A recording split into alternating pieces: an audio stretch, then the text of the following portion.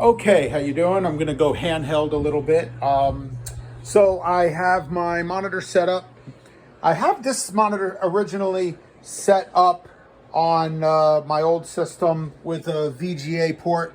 So what I'm doing is I'm gonna use the HDMI cable connected to the back of the graphics card port, the HDMI port. Some people make mistakes and they put the cable into the motherboard port, and that's really bad because then you're just bypassing the graphics card completely. People who don't know about that out there, unfortunately, are hurting themselves, and that's always been a personal gripe of mine. Going back to the old Leo Laporte call for help, screensavers days, where he would call the computer the personal confuser.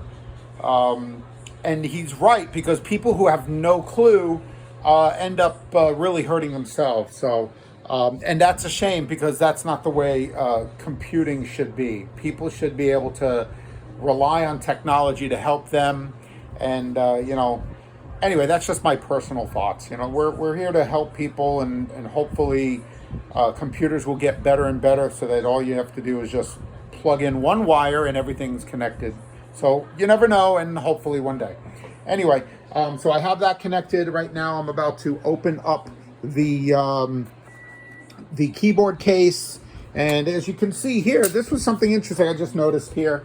The case is pretty cool. It's got a removable, and they're magnets. It's a magnet on the underside here going all around the thing. And this is just like a filtration screen. It's not going to filter out any bad things like, COVID or anything like that. But, it's just kind of keep all the chunks of dust bunnies and things like that out of the case. And you can remove it and just kind of run it under some water, or even blow it with some air compressor. And then you have access to the main grill in there, should you need to get more, compressed air and whatnot. So this was a very nice feature of the case. Like that. So you just kind of slide that in there, and there you go. That goes in there. So you got the power cord connected, and right now I'm in the process of opening up the case here.